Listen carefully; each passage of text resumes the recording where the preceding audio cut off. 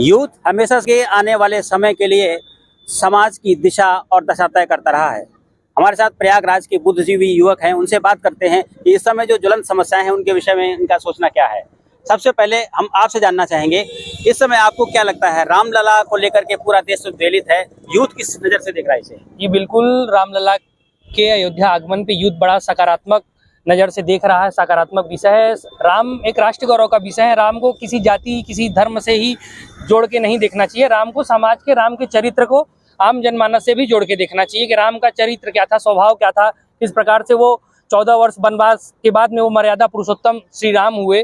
उनके जीवन को, उनके आचरण को, उनके स्वभाव को प्रत्येक भारत के न अपितु पूरे विश्व के युवाओं को अपने जीवन में चरितार्थ करना चाहिए और उनसे प्रेरणा लेके अपने जीवन में, अपने समाज में, अपने क्षेत्र में एक अच्छा सकारात्मक काम करना चाहिए। युवाओं को प्रेरणा लेना चाहिए, लेकिन कुछ सियासी दल इसमें सियासत भी कर रहे हैं, उसे लेकर क्या कहेंगे? देखिए, सियासी दलों का बात करें तो देखिए वो तो उनका काम ही है। उन्होंने अपना उद्देश्य ही यह तय कर लिया है कि केवल हमें विरोध करना है।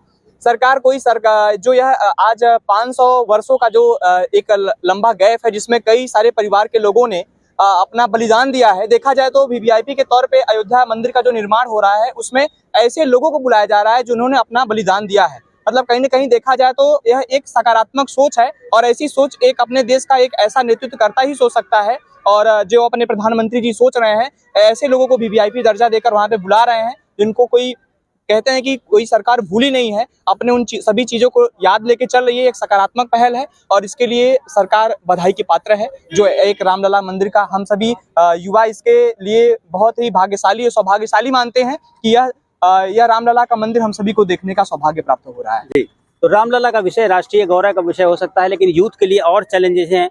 और चैलेंजेस में रोजगार किस रूप में देखते हैं आप? रोजगार हम इस रूप में देखते हैं कि आज के समस्या सबसे बड़ी युवाओं के अंदर रोजगार की है। युवा बिल्कुल मेहनत करते हुए आगे बढ़ रहे हैं, लेकिन उनको ये समस्या हमेशा से चिंता का विषय रहा है उनके अंदर कि रोजगार मिलेगा कि नहीं मिलेगा। सरकार को इस पर जरूर ध्यान देना चाहिए कि रोजगार के विषय में वो युवाओं के लिए सोचे। कुछ और लोग बात करते हैं, रोजगार भी एक युवाओं की एक समस्या होती है, बड़ा उसको लेकर के पूरा करियर दांव पे लगा होता है।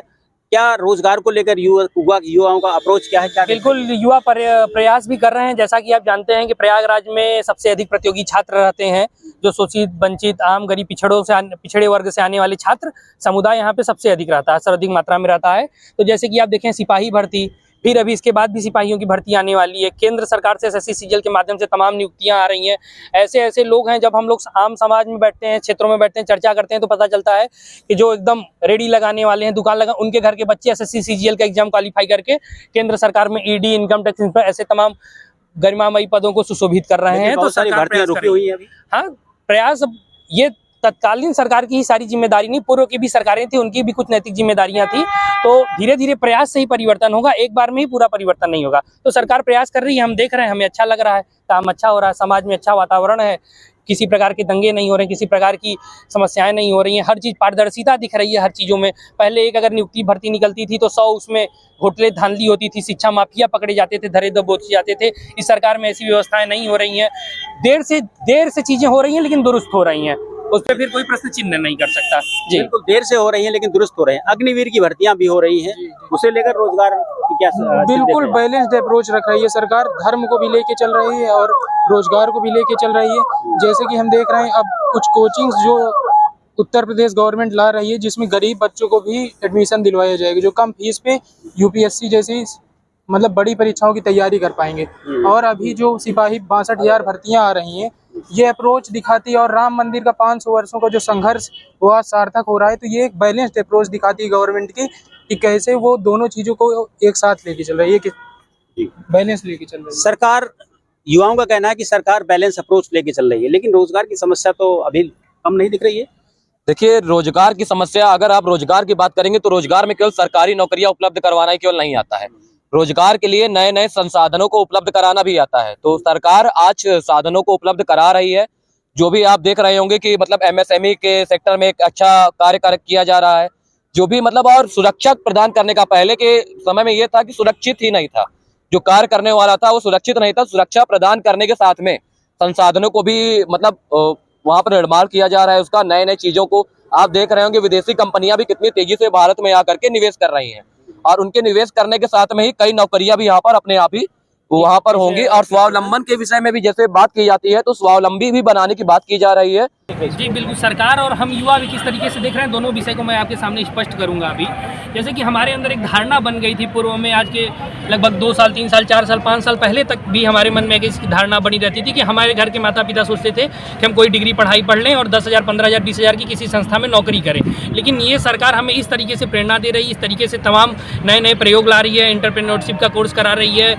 MS जब भी इन्वेस्टर समिट आपने लखनऊ में देखा होगा, इतना बड़ा हुआ GIS, तो उस माध्यम से सरकार हमें प्रेरित करी कि हम रोजगार लेने वाले नहीं अपितु रोजगार देने वाले भी बने। तो अगर हम 15,000 रुपये की नौकरी करने का प्रयास कर रहे हैं तो सरकार इस लायक हमें बना रही है कि हम वहाँ पे 1 लाख रुपए महीने कमाएं भी, प्लस 50 लोगों को उसमें 10,000 15,000 की नौकरी भी दें। स्वावलंबन की तरफ सरकार लेके जा रही है। राम मंदिर से अभी लोग बोलते हैं राम मंदिर क्या जरूरी है, क्यों जरूरी है, वहाँ पे अस्पताल बना देते हैं, वो बोलते हैं वो हमारे श्रद्धा का केंद्र है।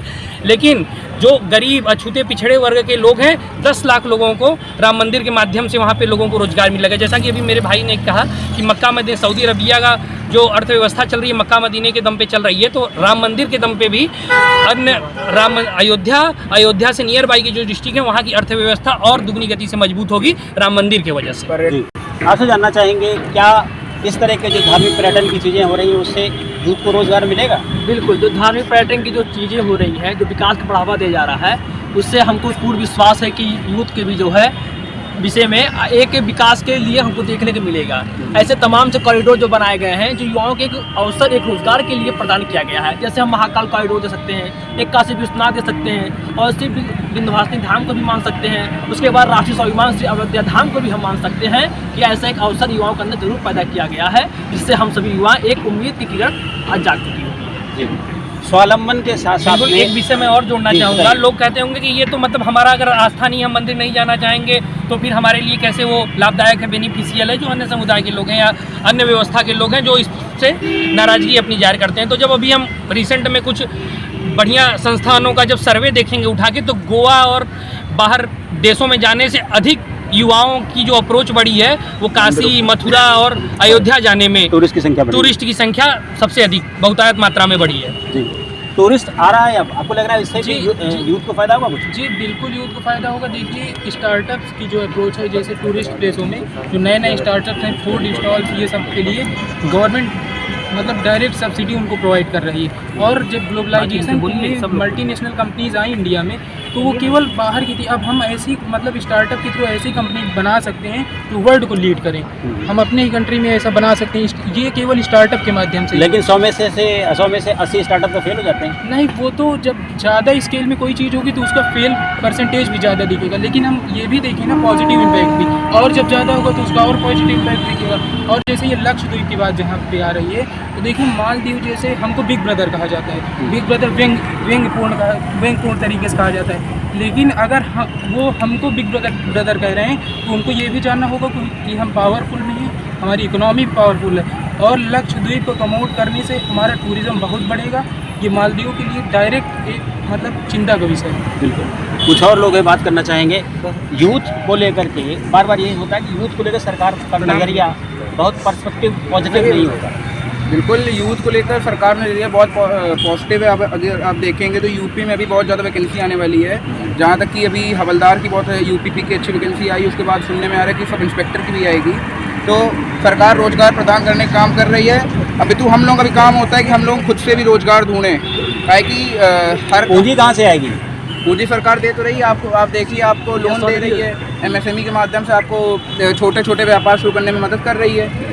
गार्जियन अलाउ करेंगे कि नौकरी करें या स्टार्टअप? अरे बिल्कुल अलाउ करेंगे। अगर घर बैठने में अच्छा नौकरी करना ही अच्छा रहेगा। तो प्रयागराज में युवाओं का कहना है कि सरकार की तरफ से रोजगार के प्रयास किए जा रहे हैं, खासतौर पर स्वावलंबी बनाने के लिए जो सरकार की मुहिम है उनसे उनको फ़ायदा हो रहा है।